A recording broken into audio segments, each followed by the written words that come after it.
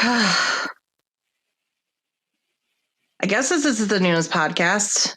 I guess we're back. Are we back? Are we able to function for this episode? I don't know. I've debated if I've been able to function all week. In all honesty, actually, I don't know if I've been able to function since Monday 3 a.m. In all honesty, it's been one of those weeks.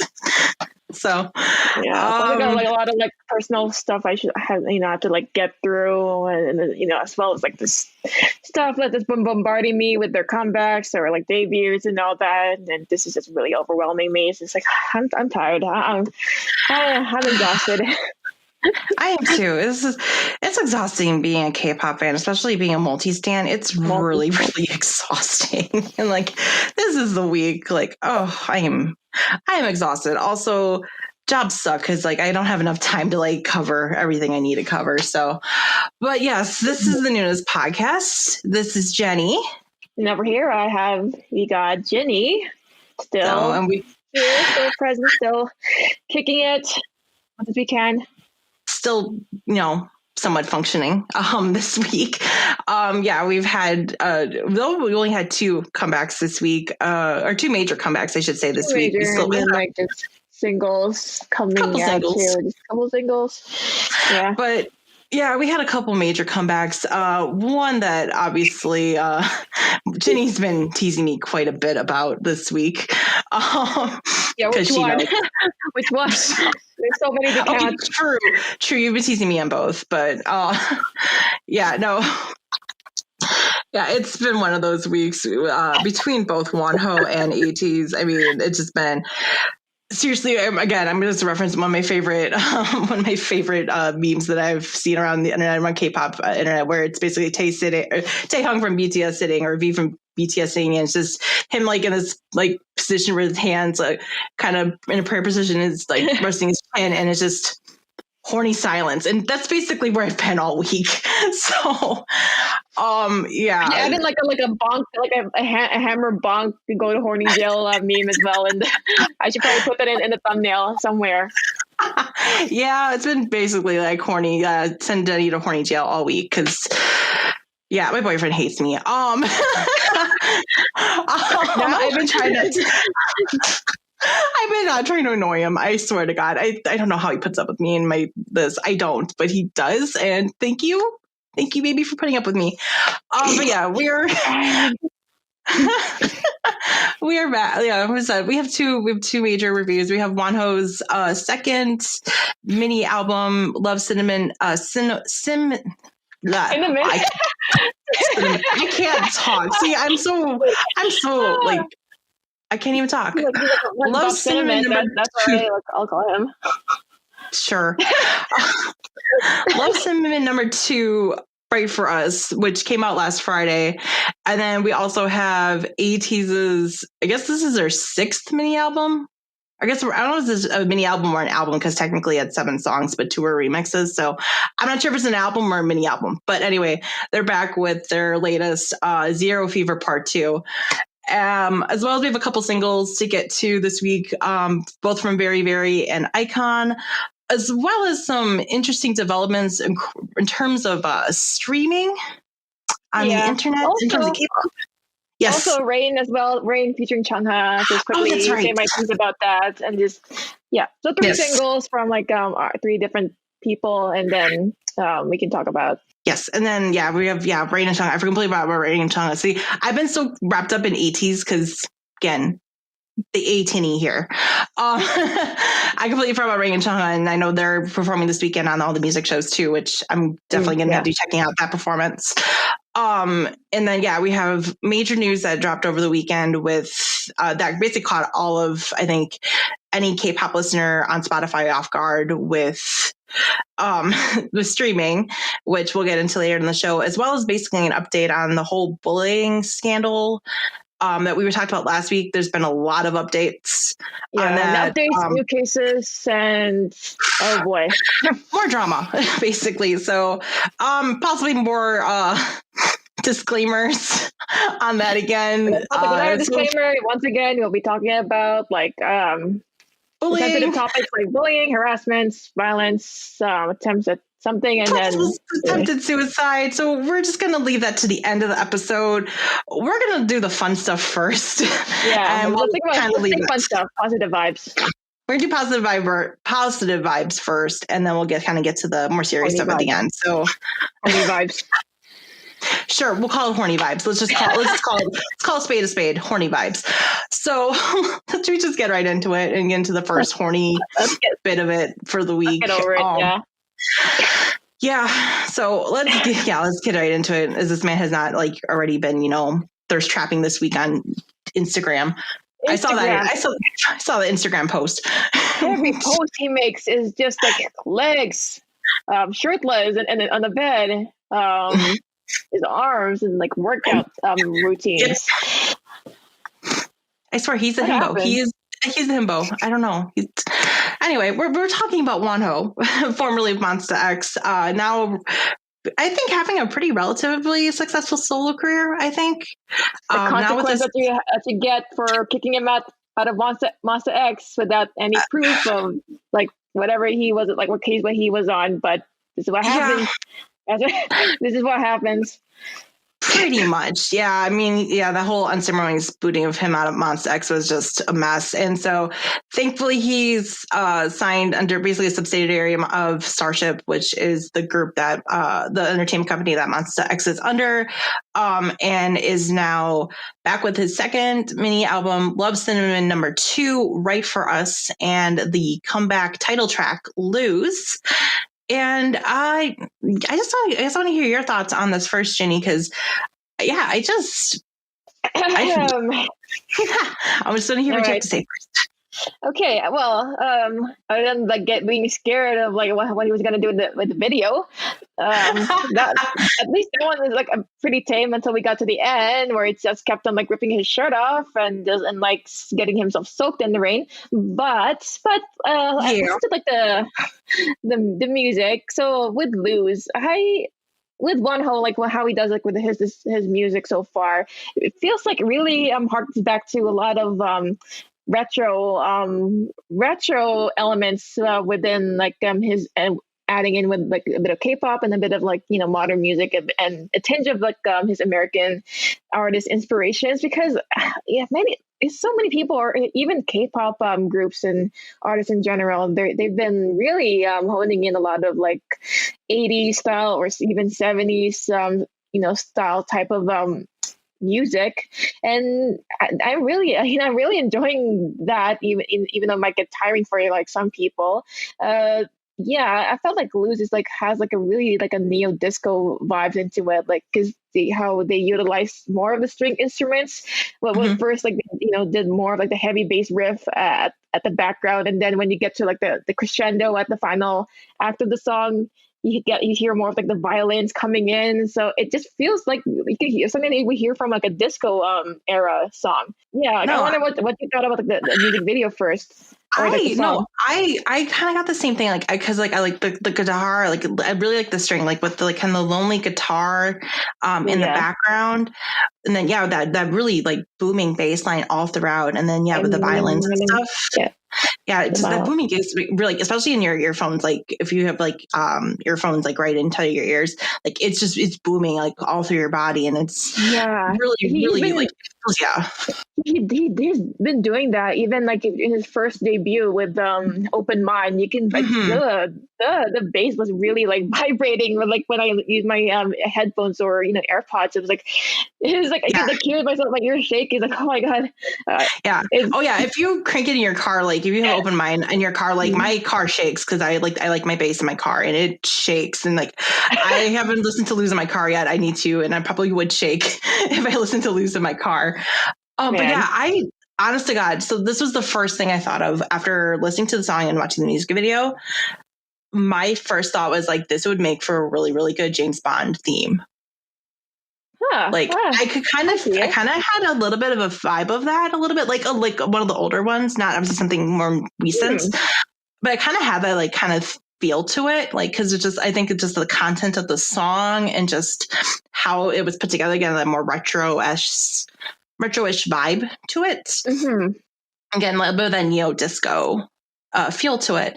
It just felt like, because the song itself talks about, kind of like that really, like, it's again talking about a bit of a darker love in a way, like in a very, in this like more cat and mouse type game, I guess, playing, because he's talking about like losing this game of love. Yeah, in your game of love, I know I'm gonna lose.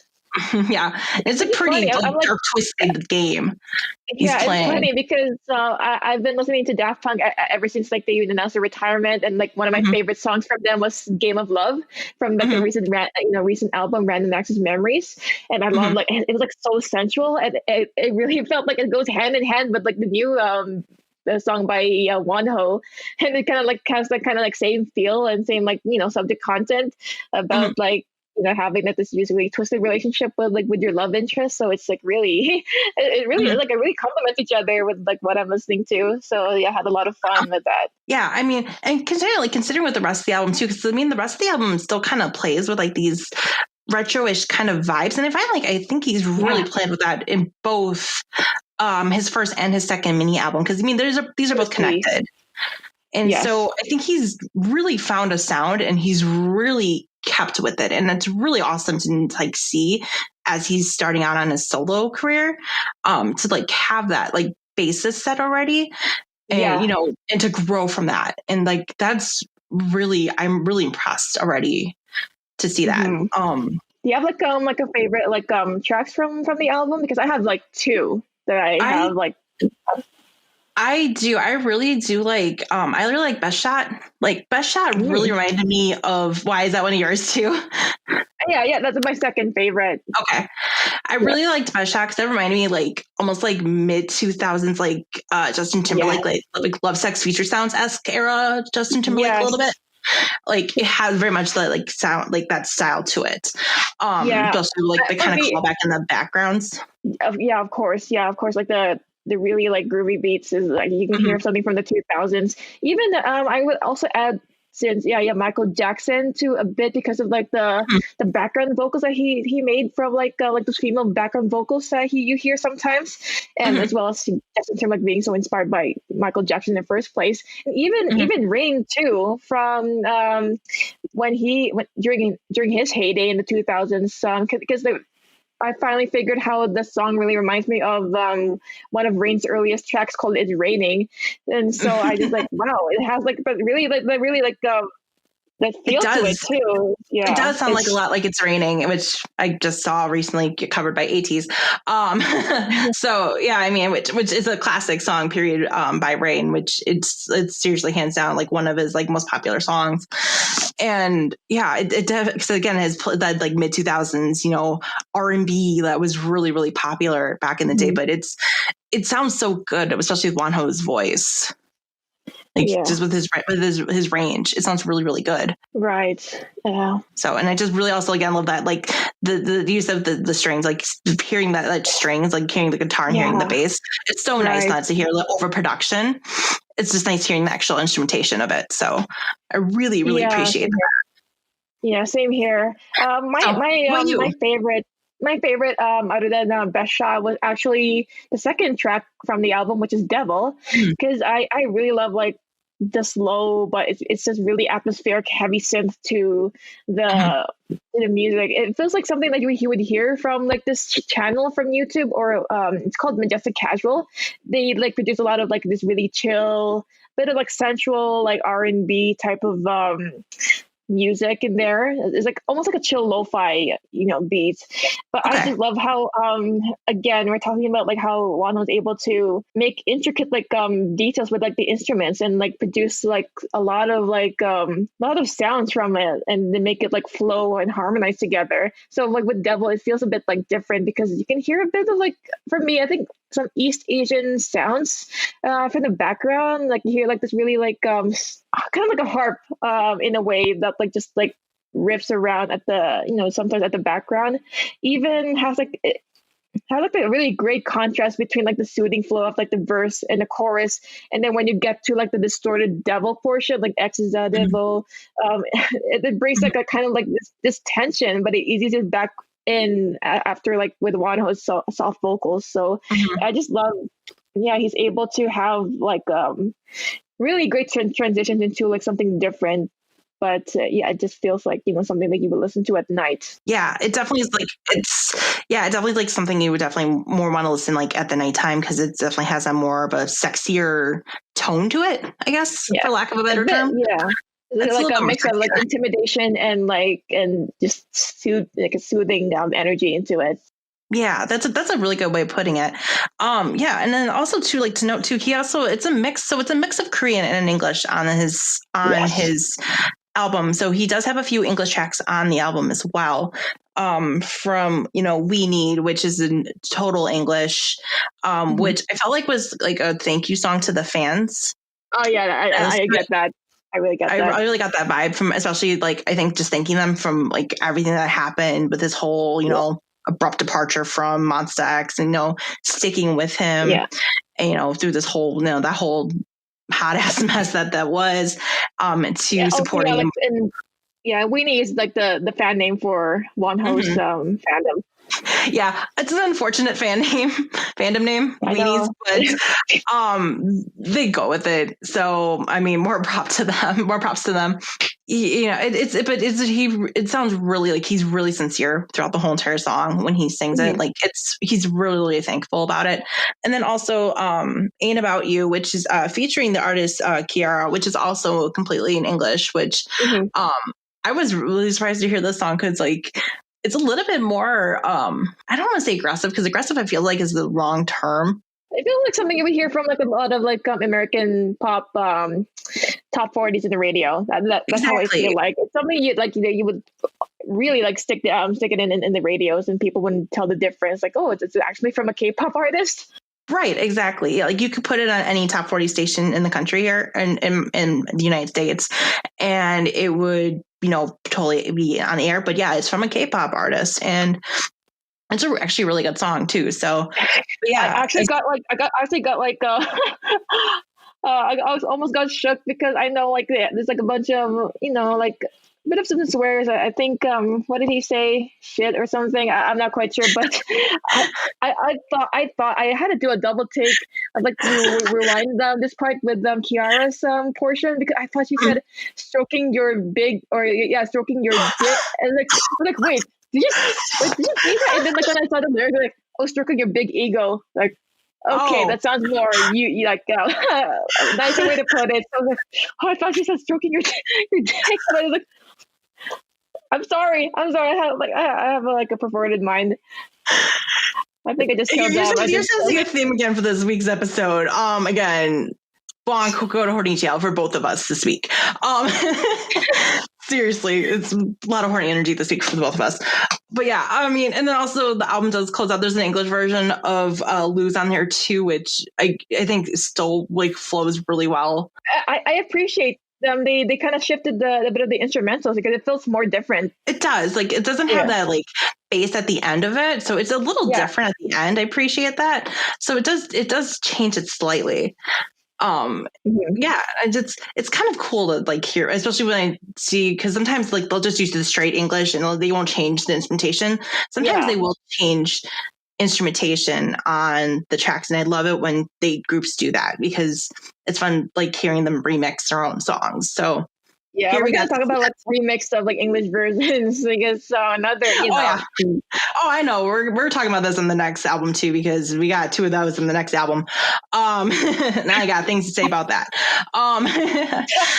But no, do you have any any closing thoughts on Wonho's second mini album here? I don't know, Stan Wonho, supporters stream his music, because he's doing good work for himself as a solo artist. And yeah, I really enjoy his works. Really brings a lot of like old school vibes into the music right now. So it's something that we need. Yeah, he really does. Like he really like, I think, can establish himself really well in the solo sphere of K-pop artists.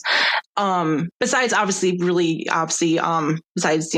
posting really thoughty pictures of himself on Instagram. Like, yes, he's really, really sexy. I'm not going to lie, but he's buff. Yeah, because like everyone, well, that's the thing too. Is like everyone thinks all like K-pop artists like look like girls, or they have that weird conception of that, which is total bullshit. But he goes the other way, where he's really, really he works out and he really takes care of his body and stuff. And he's very well. He looks really good. Yeah, he's a really good singer. Like he has a really good voice and really good vocal notation or intonation. And just, yeah, I really see him setting himself really well into the solo sphere here. And I can't wait to hear more from him. I hope to hear more like this retro-esque kind of vibe from him in the future. But yeah, that was Wonho's album. I guess we're going to get into the next album. And I swear I will not rant. I will try not to rant. You promise, Jenni? Promise, because I will try. Like there's moments where, like, I try to listen to you, and then you go off in your own little world, like a lot of like theories and lore exploring.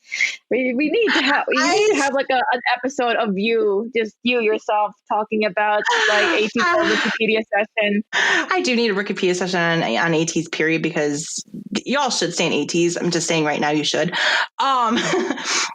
But yes, no, we're going to get into Ateez's current album here.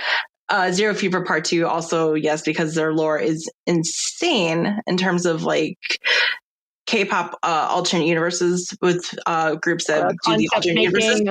Concept narrative making that a lot of K-pop idols love to do right now. Yeah, they have one of the most, I think, dynamic and like the details on it are insane, and just like the amount of theories out there right now are insane. I'm not going to spoil any theories right now because I still don't know what the hell is happening, because there's been like a shit ton of theories. I've heard stuff from like they're looking for the Infinity Stones to puppets. Oh yeah, I will get into it off the show. But yeah, there's a whole theory that they're looking for the Infinity Stones right now, and I don't know if it's true or not. I don't think it's true, but that'll be like the funniest thing. And they get like copyright from like Marvel Studios or like Marvel Comics.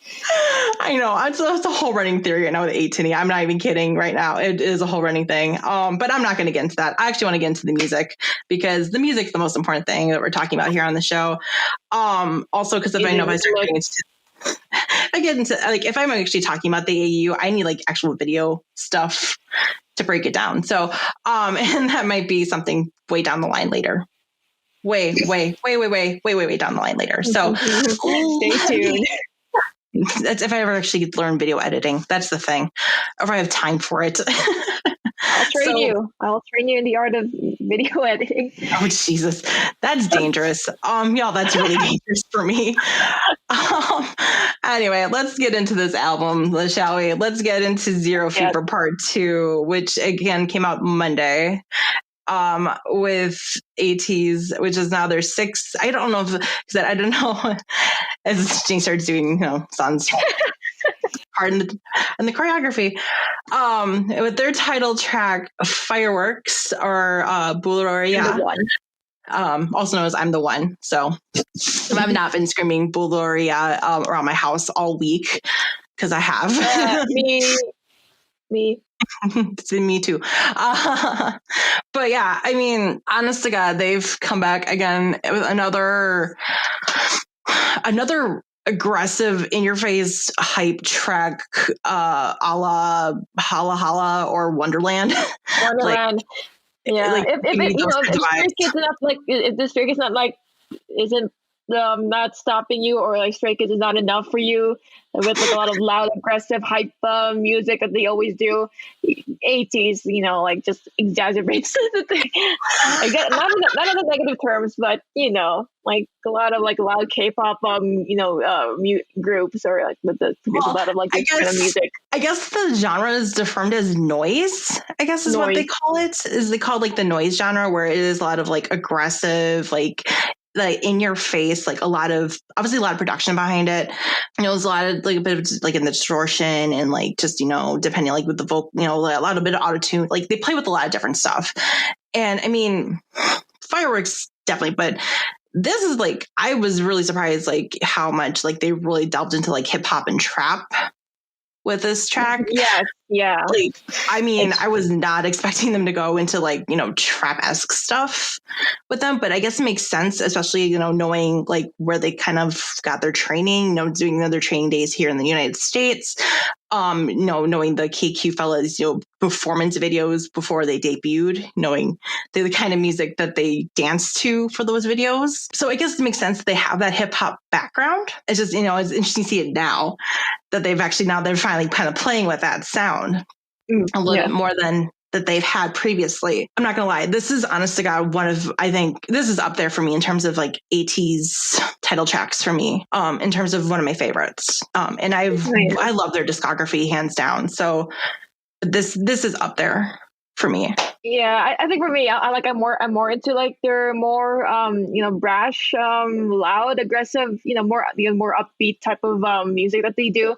Because I really love the song Wonderland, and even as well as Hala Hala and Pirate King. It was one of like their debut tracks that when they started out. No, I actually, since my first time listening to like a whole album from Ateez, I really enjoy like what they do. Other than Stray Kids, like I said, I love like their really brash personality and like how loud they can do, but also like make like the tracks really something that you would probably listen to or enjoy in the club or somewhere or in a party. One of my favorite songs in that album, which is the Leaders, which is the second track of the album, because it feels like it's one of my other favorite songs from the previous, which is Zero Fever Part 1.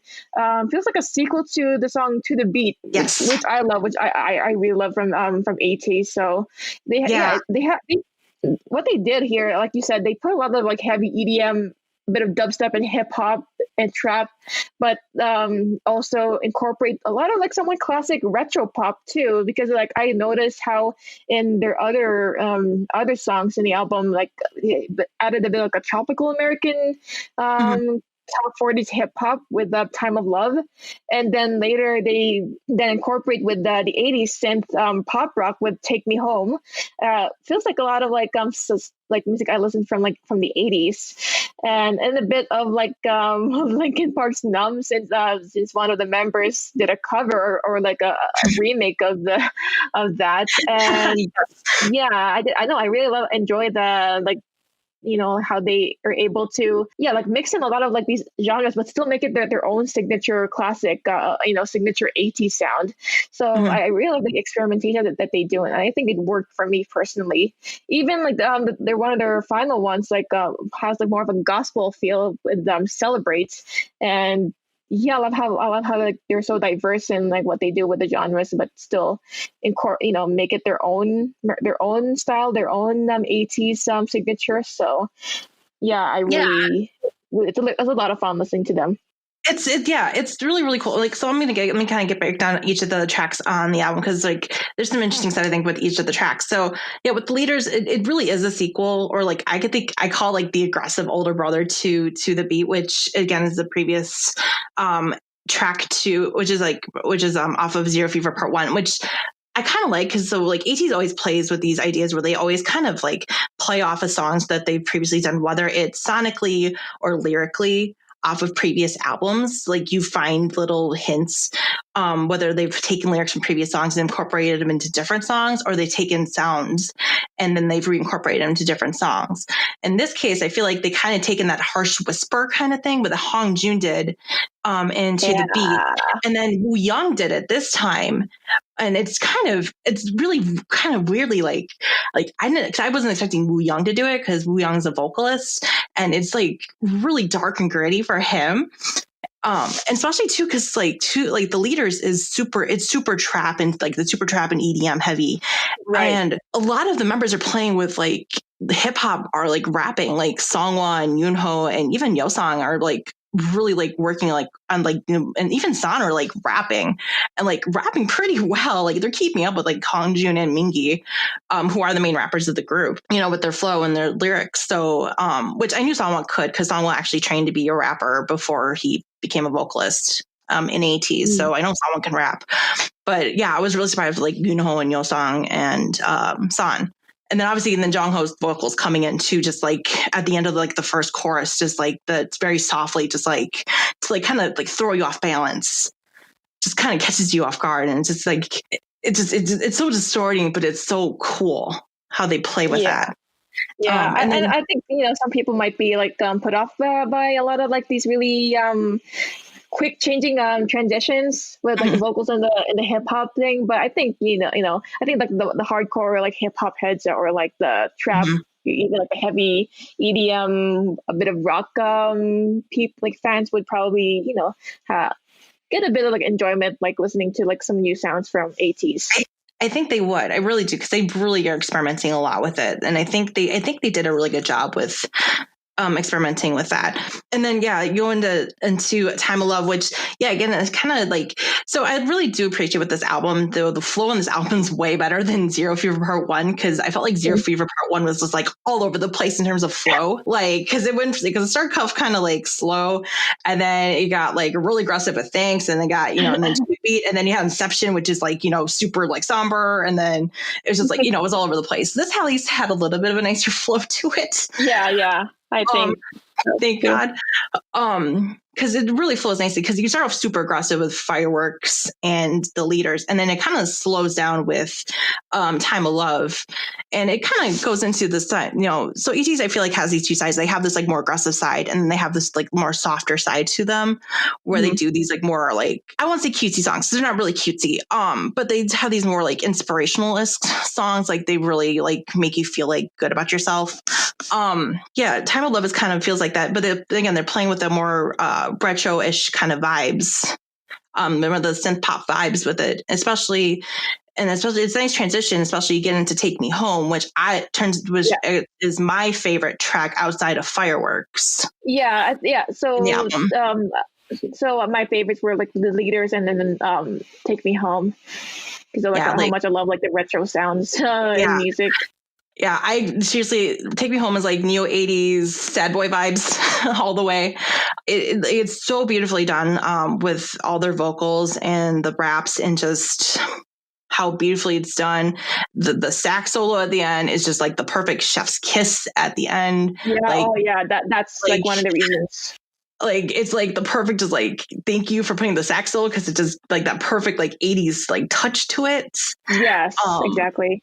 And it's like the Lost Boys. I still believe that's kind of how like I have the same thought, the same Lost Boys thought. Thank you. You should have like a poster of them in like the Lost Boys red poster. Let's do it. They should like do Photoshop or like a fan out of that. Please, somebody do this. I hope A10 fan artists are listening to this and do that, please. Or have Jenni do it, please. Somebody do it. I don't know, but it's just a really good song, and like it's really beautifully written. Like it's up there in terms of, again, one of my favorite Ateez songs, period. And then Celebrate at the end is just a great way, I think, to finish off the album. I'll get into the two tracks afterwards. To note, too, Hongjun actually wrote a majority of the song. This is the third song. Nice. I think he's had majority of writing credits on after Aurora and Sunrise. And actually was released earlier this year as a gift for A10. A10 being the fandom of Ateez. And so it was really nice to hear it on the album, because it's such a great song, because it's a really like thank you gift to the fans, I think, celebrating, to celebrate, I think the thanks to them. So, and it's a really fun song. Also, the fact that they actually performed it in the music show, and they have like a little bit of like fun choreography with it, because they're totally not being serious, I think, with the choreography. It's just them totally really goofing off. So like it's super cute, because like they're really standing there with like microphones for like the first part, and then like they totally like go off, and they have choreography, but it's like super chill and laid back. Like you could totally tell like it's super casual, and it's really not everything has to be like like choreography and like really intricate like performances. And you can just like have fun and just like sing their hearts out. Yeah, and it can really tell it has Hongjun's touch to it too, with the gospel-esque sounds, because it's his inspiration from like Michael Jackson, from David Bowie, from Prince, like his favorite artists growing up. So I can definitely see that touch to it, and yeah, it's a really great song, and I was really happy to see them put it on the album so we could have it forever, because we only got it for a day, because they put it up for 18 day and then they took it back down after the day. So we got it for a day and then they took it down and thankfully put it on the album. So but yeah, and then they also added 2 remixes onto the album too. They added a Take Me Home English version, which I will say is pretty faithful to the translations. They don't translate the raps, which I appreciate. They don't translate the raps. Oh, okay, yeah. I was wondering like what made them like retain like some of the rap verses in Korean, but like the other times are like they're in English. So Yeah, it's not full on English. I appreciate, because I think it would lose some of the meaning if they try to translate the raps, like some of the flow to the meaning of it. So I appreciate them not doing that, but they did the rest of it in English, which is pretty nice. And they also did a remix of Fireworks called the Heat Topping version, which is also mostly in English except for the rap parts too. But it's also remixed as well. So like the background instrumentation is a little different. So it's a little bit of a different take on Fireworks. Like, because it feels like it's still aggressive, but it's a different type of aggressive. Yeah, I mean, like they added in a more like experimental like remix version. So, I think there's more like loose and like more casual and just like putting whatever they want and it still like flows, to me well. Yeah. So, and it's really interesting. So like, and I wonder if they put those on the album too, just to kind of flesh it out. Cause I'm wondering if it had anything to do with, Mingi taking the hiatus or something too. Cause the thing to note too is Mingi is completely on this full album. Even though he's currently on hiatus. Was he on the album, or was he featured in some of the albums? He was featured on the whole album. Okay, he's in every single song. So everything on the album is for him. It has his vocals on it, or his raps, or rap/vocals on it, including the remixes. So he is present throughout. I will say with the music video for Fireworks, I do appreciate the nice touch they had to incorporate Mingi with the radio. Because the tie-in for that is really nice, because in the universe, in the alternate universe, he's associated a lot with a radio or with a radio, whether it's through the concept photos, album art, or something like that. He's always had a radio with him. So that's really, really awesome touch they added to it. Also, the fact they put his catch fix on the radio, because he always says fix on when he starts his rap. So it was a really nice touch that they did to incorporate him in the music video, since he wasn't there to film, obviously, because he's still on hiatus. But go ahead. A couple of questions, because I think since you're really into like the concept of Ateez narrative, like, so do you know like the meaning of the tree? Because it feels like it's really featured in a lot of their stuff. So yes, so the tree actually. I'm going to get really nerdy here, you guys. So just warning you right now. She stands up and she's like, oh boy. No. So hilariously enough, the tree actually referenced way back in Say My Name. There's a burnt out painting of the tree, the burnt out tree, in the museum that they're in. So I don't know exactly what it means currently in the universe. That's to be determined.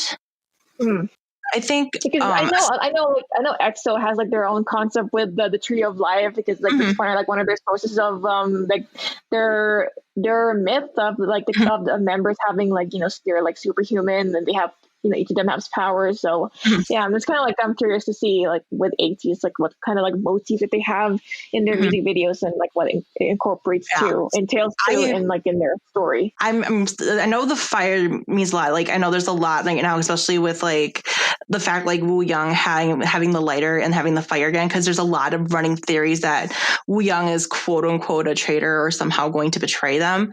Especially because if you've watched the Wonderland music video, he's up and he's kind of tied up in the chains. So there's a running theory about that. Especially because there's still the whole thing of debating like what exactly is Ateez and compared to the regular Ateez. It's basically there's a whole thing like basically Ateez universe is a bunch of multiple realities. I think Halateez is like the one them in the black cowboy suits, right? Just to let people know. Halateez is the one in the black masks with the fedoras and the black jackets. I wore for Halloween. That you went for Halloween, and I'm going to be doing this year probably for Halloween. Together. We're going to totally do Halateez together. And yeah, that's which we officially call them Halateez because that they were introduced in Hala Hala.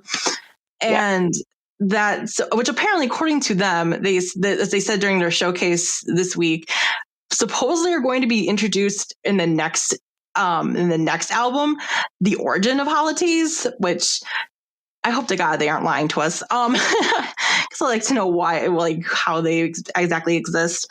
But yeah, there's this whole, basically there's a lot of stuff with like multiple realities or multiple universes or multiple dimensions, basically. And to know too is that right now in the storyline, we're basically sitting at a prequel. So everything from like their first 5 albums from basically in their Treasure era of Ateez was like a whole storyline, and everything now in this Fever era has been a prequel to everything that's happened in Treasure. So we're kind of piecing together things that have happened and trying to figure out what things are, because we still don't know who the hell the man in white is who shows up at the end of the music video, because the only time he ever showed up was an answer.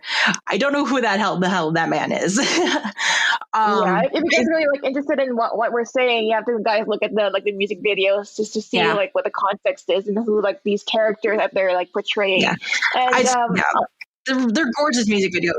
Oh yeah, I don't know that they're concept photos. Like they do this a lot of in K-pop groups where they have like an initial like theme into what they're wearing or like their style of like their photo shoots, right?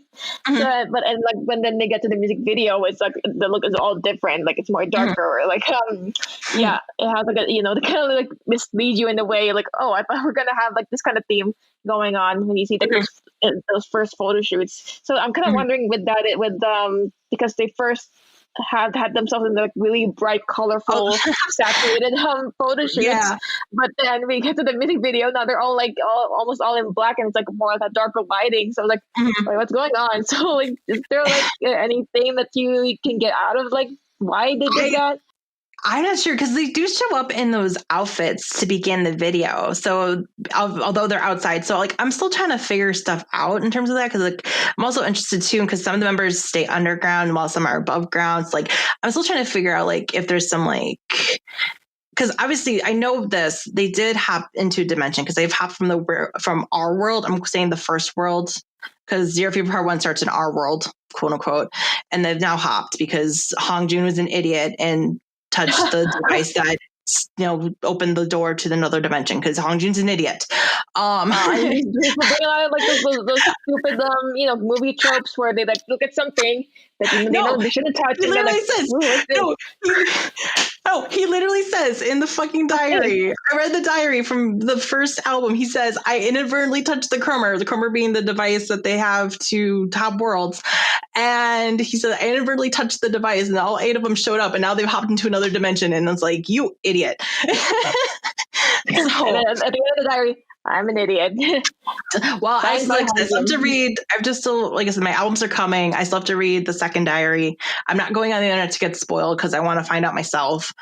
Because I am patient, although getting antsy, but I'm patient to see what's going to happen with this. I'm also just going to see if they're going to drop anything else that's come back in terms of like a video or something. Also note too, usually they also include some kind of like interlude or some kind of narration in their albums. And I will note this is the second time in their discography they have not done that. The only other time they have not done this is with their second album, Treasure Episode 2.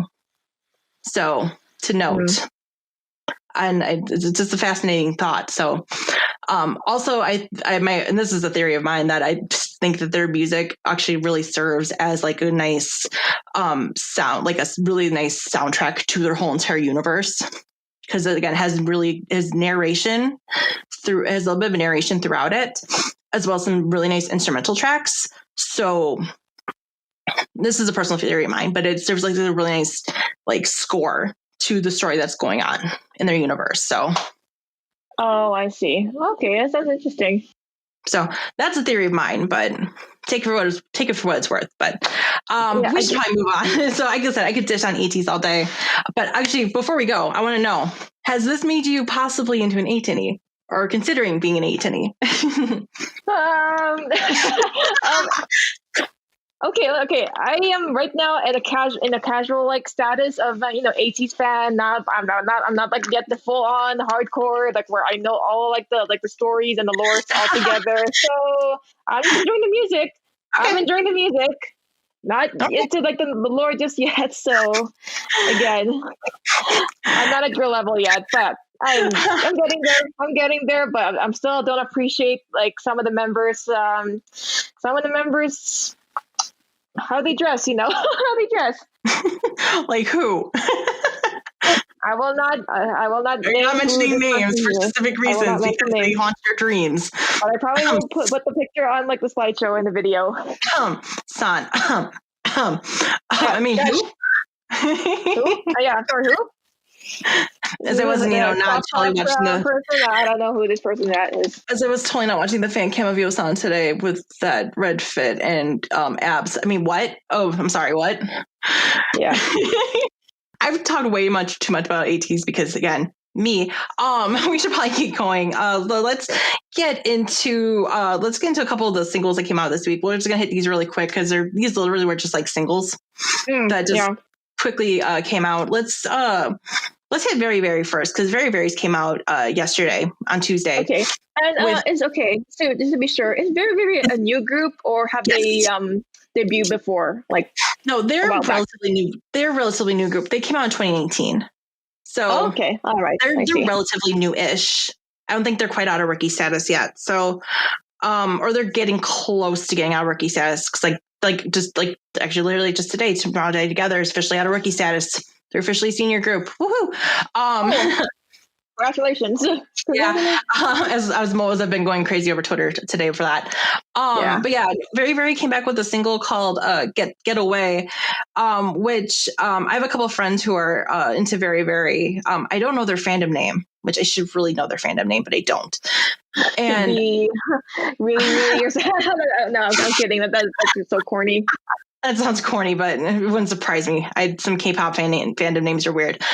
But yeah, I really, for like the first Verivery song I've like heard, like I can remember actually hearing, like I really liked the song. It was kind of like darker, like it's a darker, slinkier song. Like I really like that, like kind of drone song before the chorus kicked in. No, what do you know what it reminds me of? What does it remind you of? Six's Jungle. They had like the song and how they how they compose it, how like they sing it. It really sounds like Jungle's chorus line. It does sound it has a little bit of like Jungle's kind of sound to it. So it is. I mean, it's very fourth gen sounding. It's again a lot on the production side and stuff too. But I really do kind of like the sound. I really do like their vocals and stuff. The music video is very, very, very, very heavily into like psychological horror. Like if you're into that, check out the music video. It's all kinds of messed up.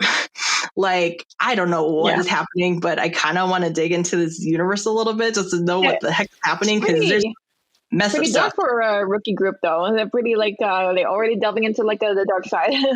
Like I mean, there's like brainwashing, manipulation. There's some like guns being shown. Like, not that I should have talked about the guns last in Ateez. Anyway, but yeah, I mean, there's some dark stuff in this music video. So, but it's a really good song. I really liked it. There's another song on this single, but it's a really good song. I might go check out Verivery.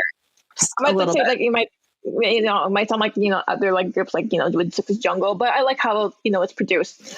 Yeah, it feels very like it moves you to like another kind of like ground type of way for me. Yeah, the production side is really, really nice. So it does sound like Jungle, but a little bit. Like I still maybe give that to Jungle because just Jungle's production was like so good.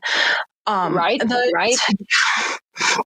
Also, just Jungle's music video, so good. Stand Six, acknowledge Six. Gives them more respect. Go stand six. Six is amazing. And then we also had iKon. Yes, CIX. We also had iKon come back on Wednesday with their song YYY, which, okay, I really thought they were coming back with something more than just a song with all the talk with them having a comeback. As I'm sitting here with Ateez as the full freaking album, also dropping a Japanese album in like 2 weeks, all before Kingdom starts. Right. iKon also performing, on Kingdom, and they have a song. Are you sure that they don't have like other like songs coming up, like an album coming out, or is that it? I think this is it, because I was checking the comeback schedules and I saw nothing else in terms of iKon for stuff coming up. And I'm like, so this is what Bobby stopped his promotions for? You know what? I don't know if I'm gonna put another blame on YG for making like a lot of like false or like the mismanaged production, mismanaged promotion for iKon, because that's like they've been a bit on the ground, because they're kind of like really prioritizing heavily on like just like groups like Blackpink or Treasure as of late, but not yet like their older senior groups. So yeah, like Winner or iKon, who I really think they should be. Yeah, because Winner, I feel like has been kind of pushed aside too. Even Mino or like someone from the group has to go for the military service. Yeah, no, it's true. But yeah, so. It's for iKon. It's a little bit more ballady for them. Yeah, like it wasn't full like hip hop like we've seen from iKon. It was a little bit. Have they been delving into like the more of the ballady, slower songs? They have, I think, as well. Post BI, and I don't know. It just felt a little, for me. Like it just didn't stand out in any way. Shape, or form. Like even I watched the stage from M Countdown today, and it just was very. It just felt very understated and just very like, okay, this is it. This is all I got from them. I think for me, like if I were part of like their production crew and trying to get them back into the spotlight, like I know I appreciate that they go like do other like slower style of like songs, like more ballady versions. I feel like they should since because they've hyped like or people hype their comeback because it's like really long awaited, and it's like they're kind of coming out of the ashes after the whole controversy regarding their former member. So it felt like they should have like gone into more of like the more aggressive type of music that will get you like more hyped, and to see have you guys excited for their appearances on Kingdom, just to get through the roof for them more. So, but there's something that they should have done in terms of promotion and like what they should have done for this song in a comeback song. In any case, Iconics loved it because it charted on iTunes and #1 in a bunch of countries. So at least like a lot of their fans are like giving them as much support. Yeah, so that's Iconics liked it. I personally was just like, it's okay. Me too. I'm not really into like the really slow, slow songs. It gives me a while to be impressed with a lot of like really slow sentimental songs. Yeah, it was just more like, I guess I was just kind of like, okay, it's out there. Next, like, sorry, but that's literally what I had when I heard it. I was like, oh, so this is it. Okay. I'm going to go listen to Zero Fever Part 2 again. Don't be like that. Don't be like that. I know. But I'm sorry. I was in the mood. But I need more hype this week. It's just been hype all week. But I've also been listening to Getaway too, because this has been really such a fun track to listen to as well. Yeah. Also, if we're gonna talk a bit about Rain and Chungha. Yes. Go ahead. Okay, so because they just came out with a song they did together. It's a collab piece called Why Don't We? And I think it's like another really fun song that I think Rain should have like come back with, other than like his freaking experimentation with Gang, him trying to be so like with the times and with like trying to be like those like third gen hip hop groups, which didn't work for his taste. Well, okay, story about Gong. Gong is actually from 2017. It just became a meme last year. That's why I went to the chart. I tried to do that, but it was getting cold here. I wanted to do that when I want to watch with my friends for Ninja Assassin, like for my birthday. So I know it was like became such a joke with in like Rain's career. Oh God. I love how like a lot of groups are able to like do a renditions of like with their performance. But I think I know like Irene is trying to come back in is like in this true like his original form, right? Mhm. So I think this song should have been like his true comeback because it really has like it's like a more modern feel to his discography, but it still has like this his Rain style Mhm. into it. Okay. Yeah, I really appreciate that like he's able to improve himself in that. And yeah, and how does Chungha's vocals like kind of fit into it? it works well with Ray, and I think they both of them work well together because I think he just had like a minimal amount of a part in there. So yeah, I think she really stands out. It's better than freaking Yuno's Eeny Meeny, because I really thought that Sogi's gonna have like a part in there instead of like dancing with Yuno. Oh boy. I forgot about that. Yeah, I forgot about that.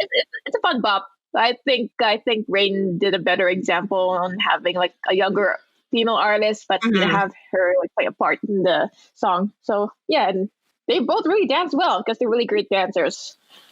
Yeah, I'm gonna have to check that out because I think they're gonna be promoting it this weekend on all the music shows, because I know the music shows this weekend are just gonna be a freaking bloodbath in terms of like performances and like knowing who's gonna be number one.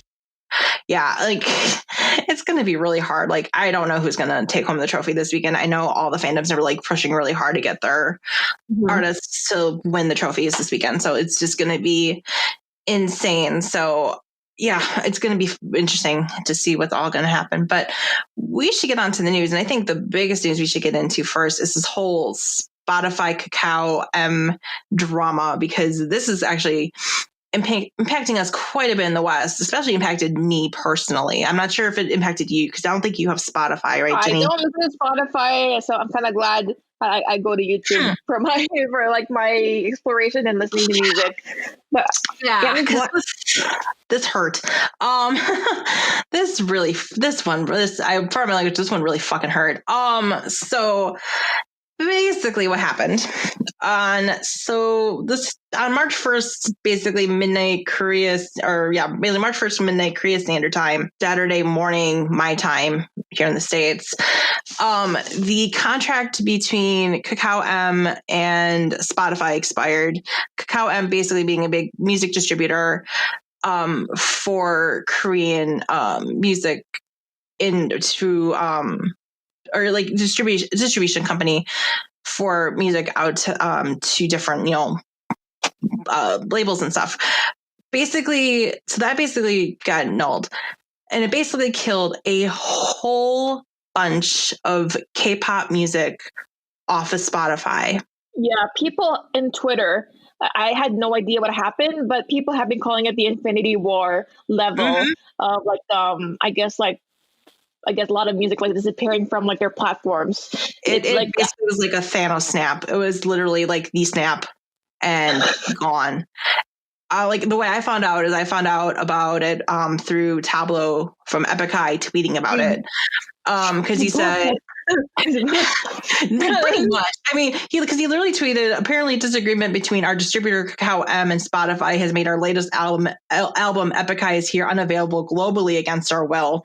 Regardless of who's at fault, why is it always the artists and the fans that suffer when businesses place greed over art, which preach.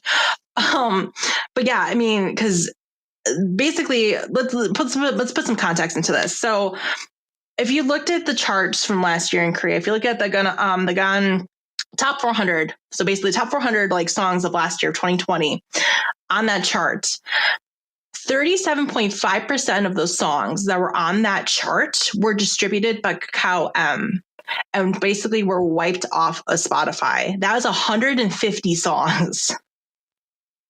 And we're talking like big artists like who lost music. You're talking IU, one of the biggest female soloists in K-pop. You're talking 17. You're talking Noonas. You're talking Monsta X, Gravity, The Boys, Epikai, Idol, Dreamcatcher, Jessie, I could go on. Like there's I think too.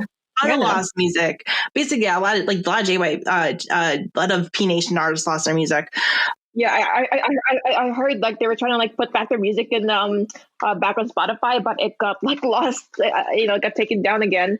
So it really felt bad. We were like, sigh. There were literally lists going around. Like there was a tweet going around that it was literally like 4 massive tweets of like a whole like list of all the artists. But it was groups, it was solo artists, it was hip hop artists, like R&B. It was all over. Basically, the major players who were not affected were the big 3 companies, YG, JYP, SM, Big Hit Entertainment, because they all distribute their own music. A handful of small companies who don't, who distribute their music by themselves, much like KQ Entertainment. So thank God Ateez was not affected because I could listen to that album on Spotify. Thank God. So I could count for those streaming. But yeah, I mean, it killed, like, for example, 17. They had over 1 billion streams on Spotify. Nice.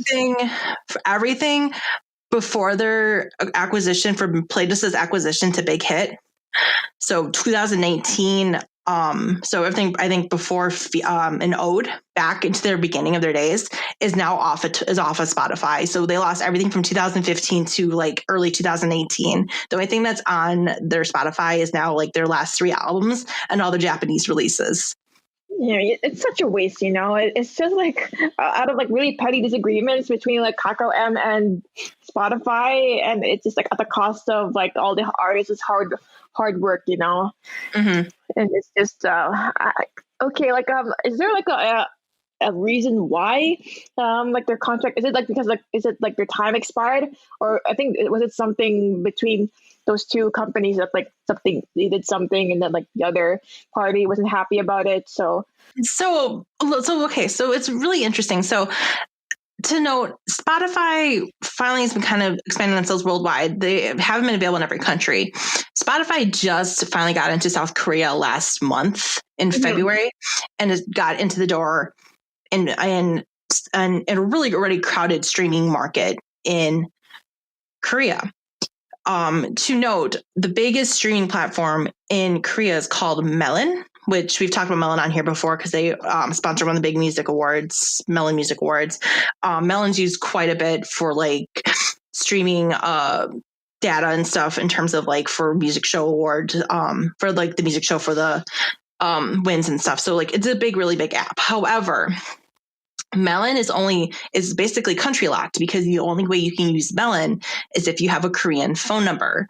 So for people who live outside of Korea, for someone like me or for like Jenni, we can't use Melon because we don't have Korean phone numbers. So with Spotify basically going in now, and they can basically now go and use, be part of the whole streaming, part of worldwide.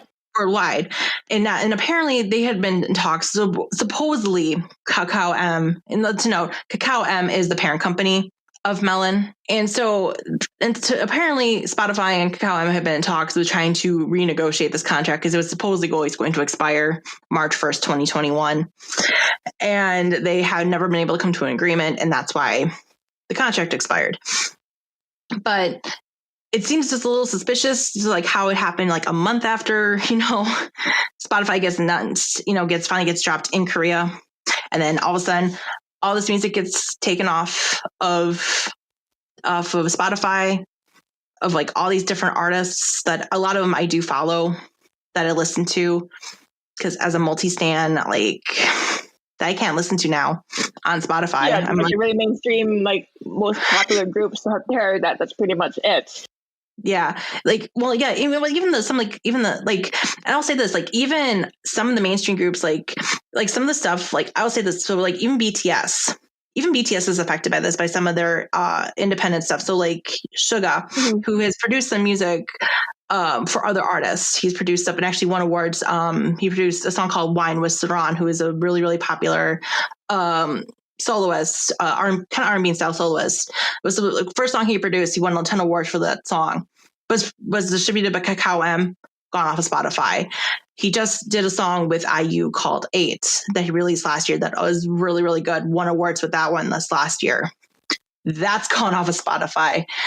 Gone. Just gone completely. Thanos snapped, gone. So they don't get any residuals from that anymore. So, there is some effect, to all these things too. And yeah, it's really weird. So it's like, and so basically this whole it doesn't really affect like the Korean market because the Korean market can still listen to Melon and they can still listen to all the music on Melon. Sure.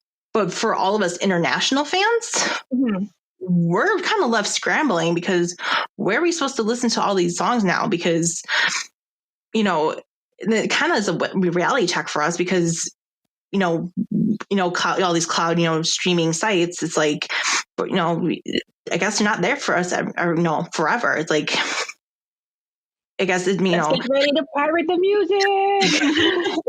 Ateez style. No, I'm kidding.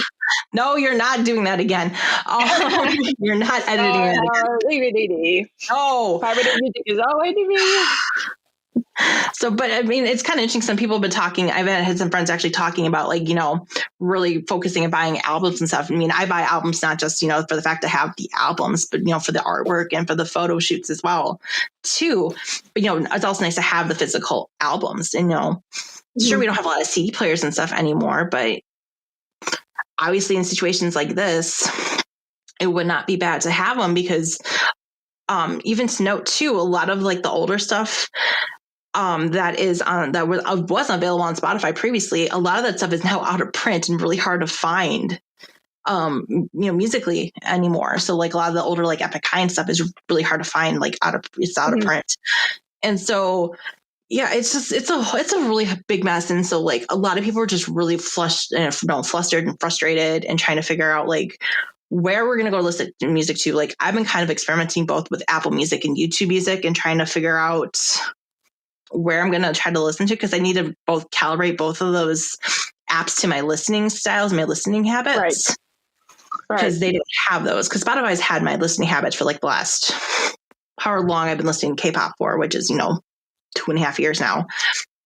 2.5, 3 years. YouTube, I'm always a YouTube like grunt of like Kpop music listeners. So yeah, I really don't have like a problem for me personally, since I got all of my music there. But I do feel like a lot of like people, because Spotify is such a popular platform for people to listen to music to and to help really get their artists to have like more viewership or like more acknowledgement into like the music industry. It's gonna hurt it's gonna hurt their works, and it's about Spotify. People are not going to be able to like listen and get push boost their artists into like more of their popularity. So it's kind of a shame that's this is happening. And I found the reason I found a lot of the artists I listen to now is because of Spotify, because it was a whole lot of because you listen to BTS, you should listen to Ateez. That's what I have on Ateez. Because you listen to Ateez, you should listen to Stray Kids. Because you listen to Stray Kids, you should go listen to you should go listen to Monsta X. Because you listen to Monsta X, and the list goes on and on and on and on and on and on. That's how I found a lot of groups just through that, and like my lists are carried that way. I'm not gonna lie, I lost a lot of my favorite music through this whole Thanos snap. And it's and our Spotify playlist, I think that got affected. Our new Spotify playlist. Yeah, a couple of our playlists did get affected. Our top 20 of 2020, as well as our thought playlist of 2021 got a little bit of effect. A couple songs did get removed off of the playlist because they were distributed by Kakao M. So apologies, you guys.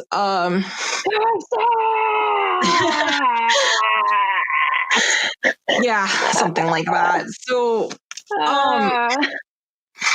yeah, I don't know what's going to come from this, what the future this is going to hold. I mean, it's a hot mess. I mean, it's just a lot of us are like still kind of floundering around trying to figure out like where we're going to enjoy the destruction.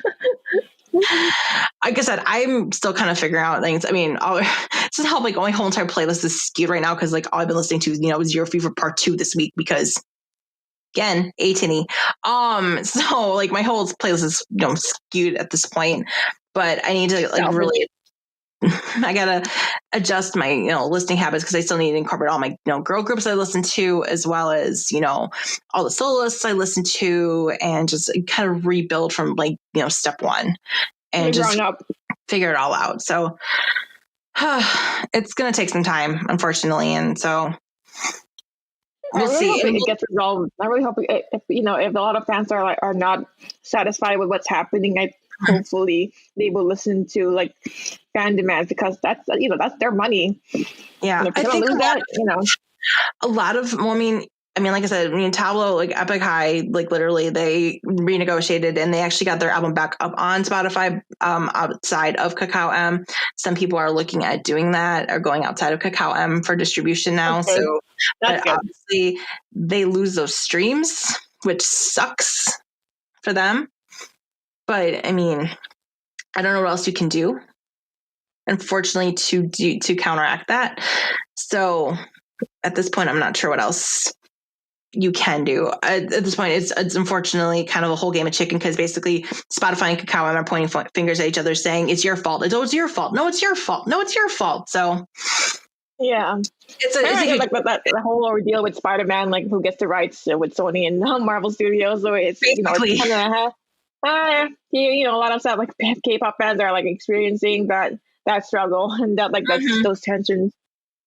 So we'll have to wait and see. But yeah, it was a rude awakening come Saturday to find out like there's a bunch of really good music just got taken right off of Spotify. Yeah, there's sources of like escape or entertainment ruined because of petty business ordeals. So yeah, we gotta find some way to That's how those that. So yeah. But should we probably get into? Should we put our trigger warning up again, because we're talking about language? And so trigger warning, bullying, more harassment. All right, yeah, more really sensitive topics. Yeah, all right, so suicide talk on this one again. Sorry, guys. Yeah, because we're gonna talk about more of the bullying allegations. A couple updates on a couple we talked about last week, as well as some new bigger ones that dropped this week. One that I swear to God does sound like a freaking K-drama. I know, like that's suspicious. Yeah, so let's get into it, and then we're gonna wrap up the episode. So should we want to plug here again, and then we'll plug again at the end of the episode? Okay, so guys, find me at my design pages at Instagram at Jenni Designs. So that's GINNY DESIGNS. Hopefully I spelled that right. Jenni Designs. And on Facebook at Jenni Leano Designs. So the last name is Leano. So you can find all of my personal information, because I will just tag my stuff in the post there, so you'll be able to find me easily. Back to you, Jenni. And you can find me on Twitter and Instagram at Chaos Bulldog. You can find me on Facebook, facebook.com/Jenni Matasek, Jenni with an I, Matasek. You can also find our Noonas podcast show pages on Instagram and Twitter at Noonas_podcast. Don't forget the underscore. Always check out our remaining Spotify playlists on our Spotify page. The ones that survived. The one that survived the Thanos snap. Also, our SoundCloud links are also posted under our bios, under those handles. You can also check out the video form of our show, where we post pictures. Jenni's probably going to tempt me with some pictures of, really hot pictures of Ateez this week as I'm editing. So thanks in advance. So you can check out the video version of the show on Facebook with Metropolis Collective. Once again, thanks again for letting us host the show on the page, guys. You can also email us any questions, comments, concerns, AU theories to the Noonas podcast Gmail at noonaspodcast@gmail.com. And that's it. We should get into this bullying allegations part 2. Hopefully this is part 2 of God. It really feels like, like news are dying down. There's not a lot of like artists or, actors getting called out at, all at once. So No, it's dying down, but there's still some major allegations coming out. Like there's been some major actor allegations, which we're not going to get into the actor allegations because we're not into Music. this is a music show, not a K-drama show. But yeah, I mean, because there's a major one with an actor who had like blackmailing and like stuff in high school, and he apologized, and it was a whole thing. And he's currently starring in a drama, and it's a mess. Not to mention the previous one where basically a drama just basically got delayed indefinitely. That I know you and me were looking forward to watching because we were looking forward to watching. At least, That at least we have another NCT member who I could like watch because his show is still on. Oh, that's true. So I'll just wait until like Jaehyun's show would be on later. Oh, that's true. Well, also the Chungha, because the only thing that sucks about that is I don't know, because after that show, Imitation was supposed to be on, because that's the drama that has like half the members of Ateez in, and I don't know if that's now going to get pushed up or if that's going to be what's happening with that. So it's because they said May, and now I don't know. So we'll see. But anyway, so let's give a couple updates on this whole bullying scandal. Again, trigger warning. We're talking about bullying. Some bullying, possible sexual harassment, possible suicide attempts. You've been forewarned. So updates from last week. So I'm going to update with the 3 members we talked about majorly last week from different groups. I'm going to first update with Kihun from Monsta X with his updates. So it came out on February 26th that Kihun actually met up with the accuser who came forward with, saying he had bullied him and stuff after they had came out with all that, the whole ridiculous amount of like paperwork from his school, like with all his like, teachers commenting on like how good he was and blah, blah, blah, blah, blah. The receipts in a way. Basically came up with receipts. And apparently it came to light that the accuser misremembered the situation and it was somebody else who was bullying him, not Kihun. So I bet Kihun visited their house just to put a hit on him. No, I'm kidding. So apparently they said their piece. The statement still read further from Starship saying Kihun regrets not quote unquote being not a model student, which okay. I hate when they do that. But it's like, okay, we get it. Like they were, not everyone's a freaking model student. Like kids be kids. It's like I had my beef with one of my friends at one time, but to make me a bully. Hopefully, I didn't target anyone or make them feel bad. But it's not exactly like a bully status. Well, also it's like, how do you know you're gonna be famous when you're like 12 or 13? Like, I'm just gonna put that out there. So anyway, unless you're like Naruto, and then they're like, I'm gonna be this famous one day. I'm gonna be this person one day. Yeah, exactly. But it also came out in the statement too on February 26th that they're still pursuing strong legal action against the person who, because apparently that was a whole different situation. The person who posted the malicious allegations in 2015 and is still posting him again in 2021 because they told him to stop, and they said they would. And they're posting him again. So they said, we are putting strong legal action towards this. And that was it. We're done. That was it with Kihun. So that was all cleanly wrapped up. So, and then with that, I'm going to move on then to what I think was the messiest one until I found out about the whole, until another one we'll get into later, with Hyunjin from Stray Kids. It came out on February 25th. He came out with a written apology as well as a statement from JYP. So it kind of came forward that apparently, like, he wasn't like the one instigating, but he still, I guess, in some ways participated in bullying a little bit, like part of the crowd, I guess. Yeah, like involved in a way. Yeah, how it is, like when with kids, like like around your friends, quote unquote friends or whatever, that peer pressure, I guess, of being involved. Yeah. That's what it sounded like. Like I don't know, it's just that's what it sounded like to me. when I was reading these statements.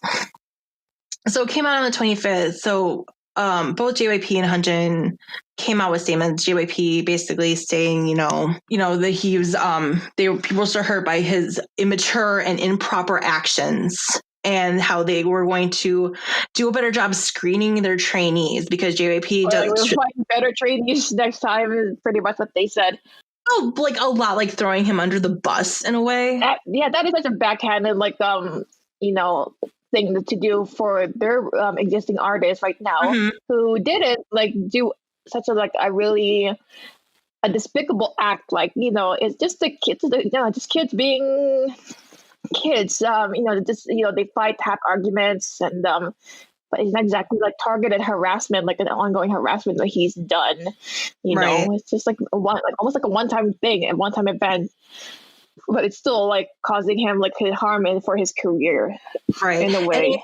And even Hyunjin put out a written letter that he put out on Instagram, because I read it on the Stray Kids Instagram, as well as the translated, statement. He sounded really sincere and apologetic to it. I'm sorry for people who were hurt by my actions. That kind of, it sounded very sincere. And then it came out on February 27th that. And I got this super, super early in the morning because I was up early, and all of a sudden it came out. It was just this statement from JYP, and basically saying that Hyunjin was going on an indefinite hiatus,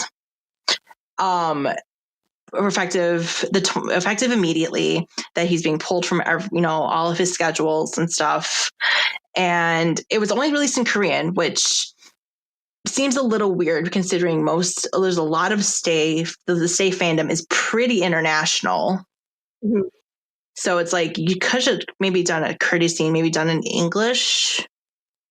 It's also a poorly managed approach with the whole controversies, and just the way how they're resolving this is pretty how do I say it? Yeah, it's pretty mishandled in a way. It's kind of a reckless decisions, unless this is all Hyunjin's decision and wishes just to stay out of the spotlight, right, so people can forget. So yeah, we don't know yet, but but if it's all JYP's decision, and that's pretty kind of a clumsy way to to do this, and having him a hiatus is just Yeah, it's not clear if it was Hyunjin's situation, if he decided to want to back out, which I can understand because you can't be under the spotlight, or if it was JYP, quote unquote, punishing him for actions he did, as a kid, which again feels kind of stupid for punishing him for something he did almost 8 to 10 years ago. Yeah. So so we don't know. I mean, I feel bad because at this rate, I feel like he probably will not be here for Kingdom.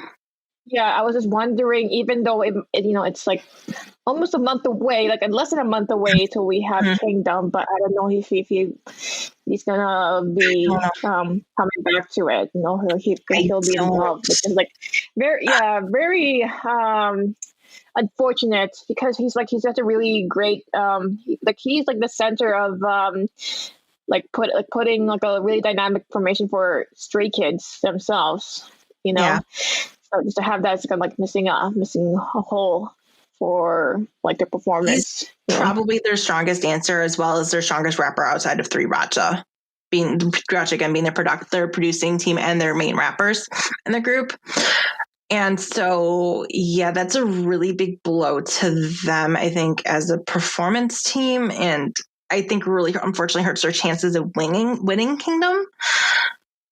Unfortunately.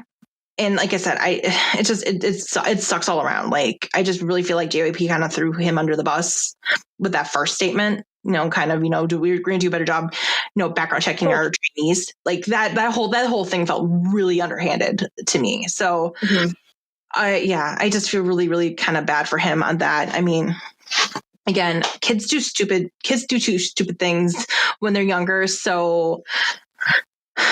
And then, and not to the point that it's not the burning sun level type of situation. No, it's just like drug controversies.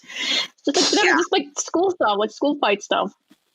Yeah. So and like it wasn't like anything like it. Yeah. It was just kids kids being petty kids. So yeah. So I'm gonna then move on to Mingu, which we talked about quite a bit at the end of last week's episode. This one's been kind of more radio silence. So there hasn't been a ton of stuff coming out. Pledis has been pretty mum. I mean, the members of 17 have basically gone also radio silent too. They're usually pretty active on Weverse. And they haven't posted anything in almost 11 days. The day we're recording this, which is on Thursday. I mean, I get it because if someone's gonna be online, people are probably gonna ask them, wait, where's Mingu? Where's Mingu? What happened? What happened? So they don't want to be caught in that fire too. So I get like Hyunjin being out of the spotlight. So because people would gas him for something that he did. So I get the sentiment, I get the idea for it, but I hope it's kind of wish some of those are really handled well. But I think Pledis I think Pledis handled this better than JYP because they put out a full detailed explanations of what happening, and even apology to their fans that this is been going on, and full on very legit translations from the English version, and not throwing anyone on the bus. They're just saying look into this, hopefully we'll get this done as soon as we can, and it's they really came out and they were we're sorry this is taking so long.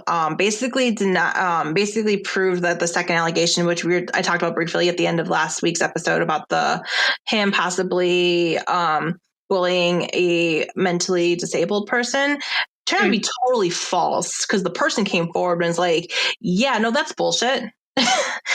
And basically came forward and said, yeah, no, that's completely false. Didn't just the one who accused was not even a disabled individual. It was someone, and they just pushed their classmate who was disabled. Oh, that happened to them, and then they're like, wait, what? Wait, no, it didn't. I don't know. But it's on it was basically proven to be false. So that's just been proven to be false completely. The first allegation is still trying to be, figured out. And so please came out and said, we're looking into it. The writer doesn't want to really, talk to us, but, we're more than willing to open up and have a dialogue about this. We are more than willing to listen. And, we're trying to go open as much channels as we can and do this. So we're sorry it's taking so long, but we just wanted to give you an update. And that was Sunday, and it's now Thursday, and we haven't heard anything else from them since. So I'm assuming they're still looking into it. Although I've heard rumors online that now there's a lot of stuff disproving that first claim. So is it the bullying or the sexual harassment? The sexual harassment. The sexual harassment. Okay, we're talking about that. Yeah. Okay, I'm not trying to say blame the victims on all that. No. No, it's good that people want to hear sides from the victims and then see. But we need to stay neutral about the situation. Yes. But the fact that the accuser is refusing to work with them and not say anything, it really sounds makes it a bit challenging, and also it's really implying that they don't want to be proven wrong. Yeah. Because I mean, again, and I guess we can relate back to the Me Too movement a little bit too, because we talked a little bit about that too, and it's I mean, if something really happened, you really want. I mean, and we don't know again the situation. We want to be neutral here because again, we don't know all the facts because we only know what's reported, and so. But this is what's been going on. Please, like I said, please is basically radio silent. The only other thing they came out was saying, because 17's variety show that's on YouTube, Going 17, was supposed to premiere this week. That obviously didn't happen. They basically put that on, postpone that until a future date, which they will announce later.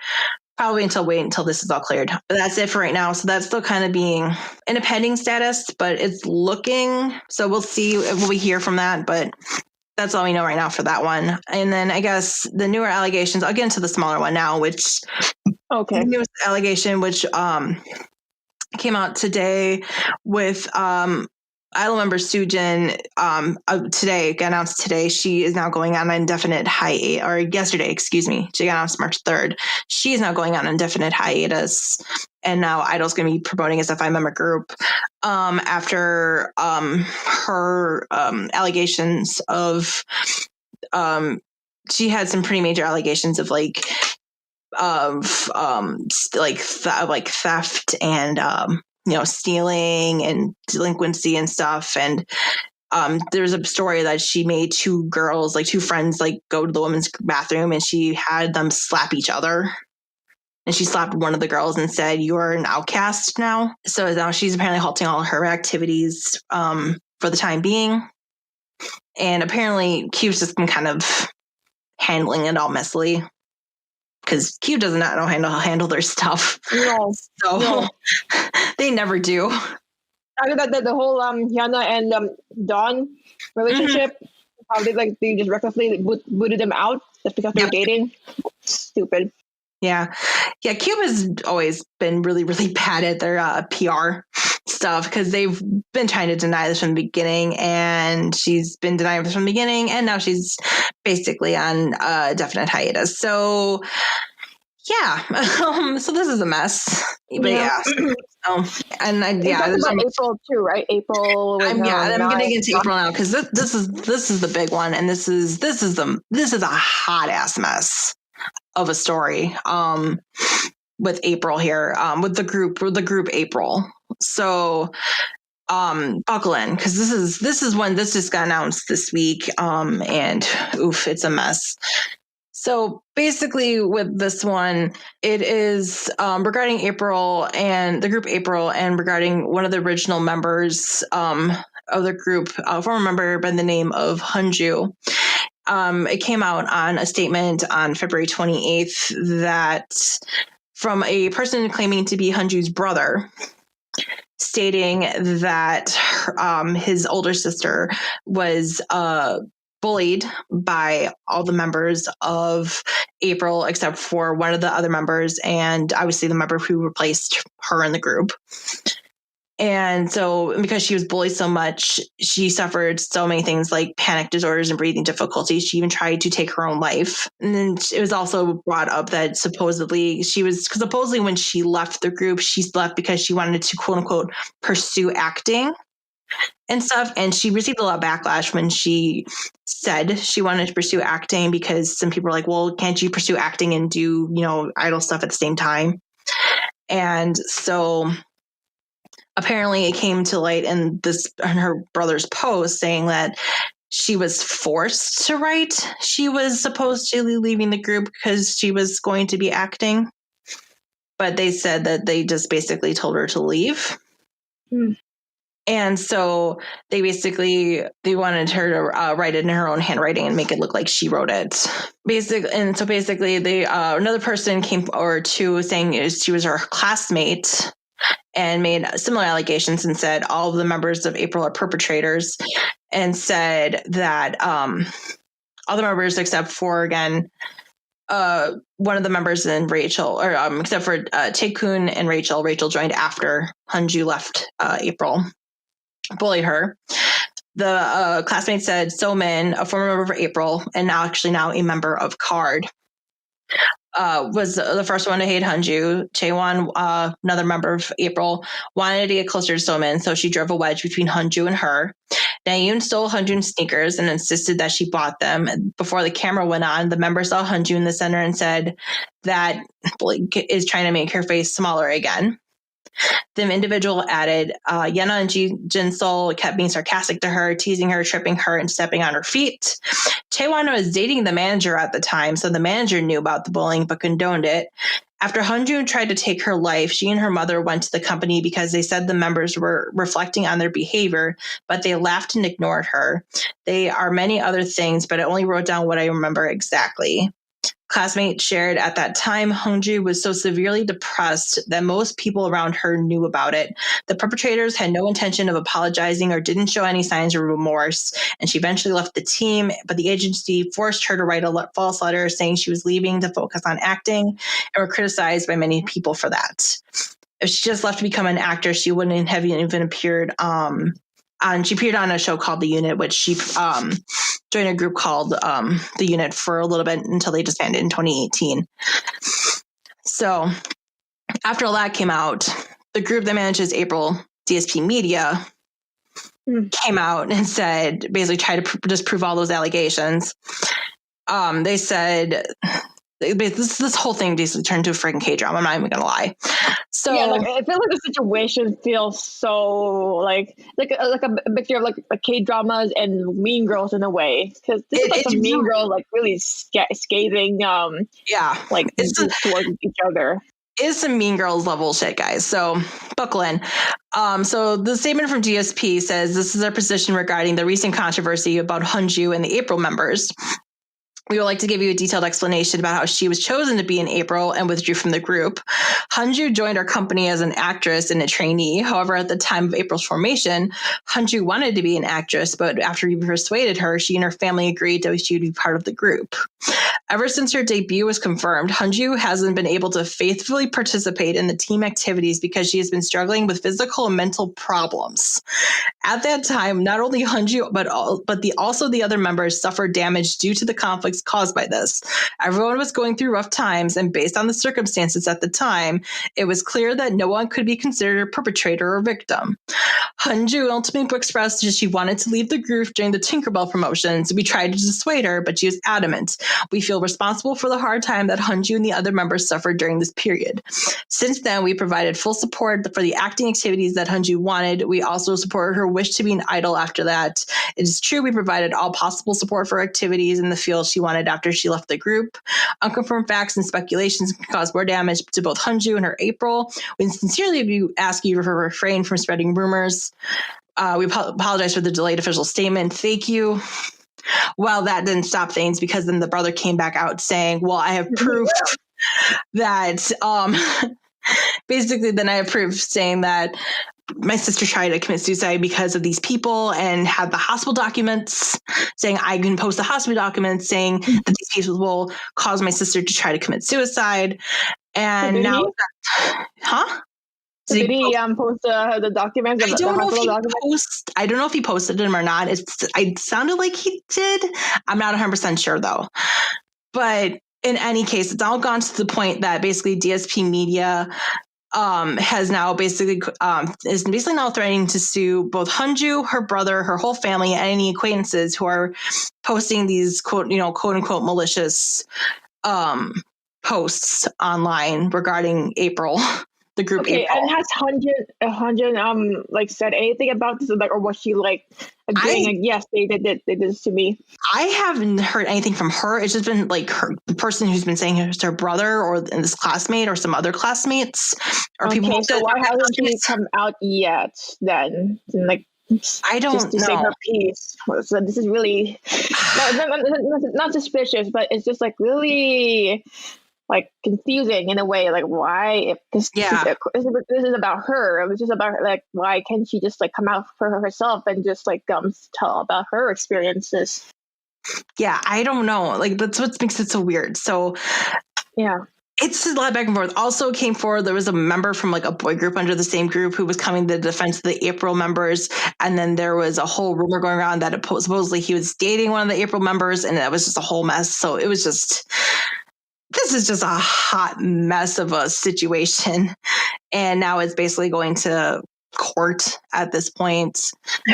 And yeah, other than Starship and Pledis, DSP has been also like being really great and rational on like their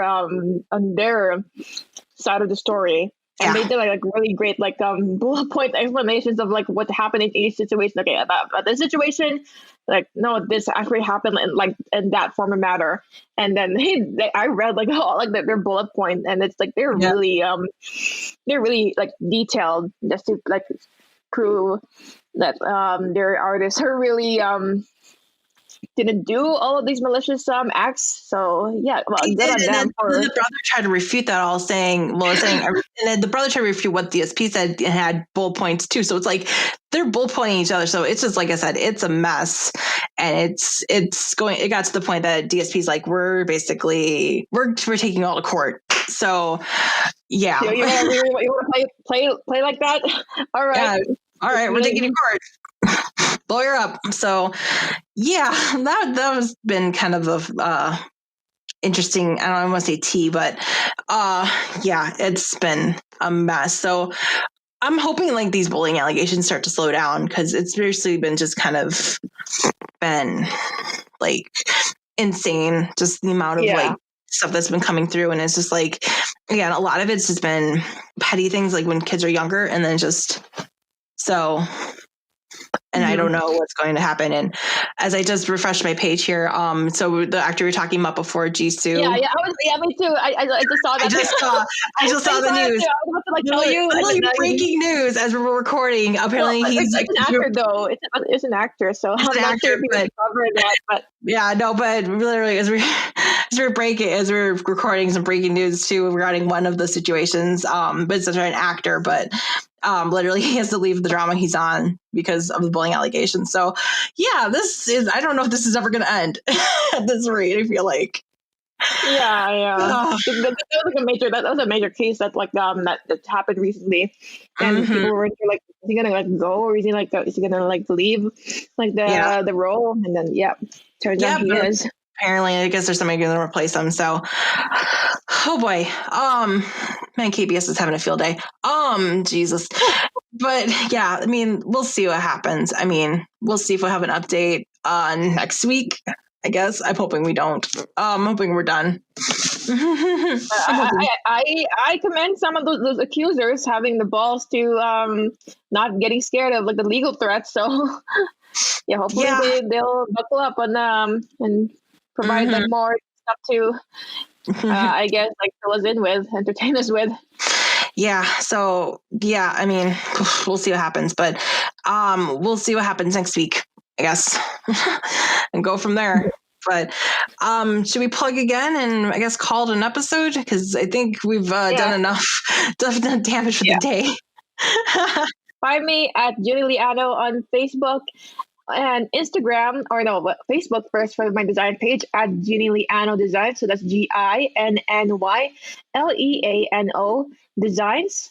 And on Instagram at Jenni Designs. So no Lianos there. And you can find all my personal stuff and personal links in those descriptions and posts. All right, Jenni?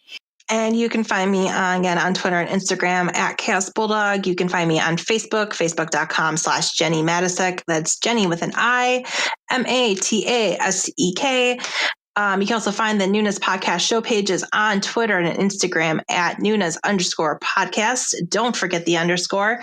You can check out the remainder of our Spotify playlists and our SoundCloud links under the bios under those pages. Check out the video form of our show on the Metropolis Collective on Facebook. And you can always email any questions, comments, and concerns at noonaspodcast@gmail.com. This has been the Noonas podcast for the week. Next week should be hopefully a little easier because I think next week's just wavy in terms of comebacks. Yes. And kind of a breaking news, like they put me as like top fan for like Facebook page for Wavy, so I'm crying tears of joy for that. So hopefully I'll be like more active and commenting under Wavy stuff. So I'm actually looking forward to this. So you guys, I dig out of the Ateez hole. I'm going to dive right into the Wavy hole here. So, but I mean, I've seen some of the comeback photos from for Wavy, and oof, looks cool. Yeah, it looks cool. It looks really cool. I really like their the styling. They had this comeback, so really excited. They're the highway of like the Wavy logo, and it looks like a highway overpass. It's really creative. Yeah, and I like the stranger and the hitchhiker. The looks they have. So I'm looking forward to see what we got for Wavy next week. But I don't think we have anything else because Rosé's solo comeback doesn't happen until next Friday, the 12th. So okay. Well, so I'm not sure what else we have next week. We'll have to wait and see. Hopefully not more major breaking news. Hopefully not. Not bullying stuff. Hopefully not. Hopefully not bullying stuff. We'll see. We'll keep you guys posted. But like I said, this has again been the Noonas podcast for the week. I'm hopefully not going to go. Well, maybe I'm going to go back into Ateez hole. Maybe, possibly. Oh, don't give in, girl. Don't give in. Oh, I've already given in. Someone's got a gun to my head. I've already given in. You saw that. You saw the music video. Come on now. I lost it when he was laying on the floor with the guns around his head. I lost my shit at that point. So, horny bonk. Guys, fighting, guys, fighting. Fight for Jenni. Fighting. I need a horny bonk. Bye. Fighting. Bye.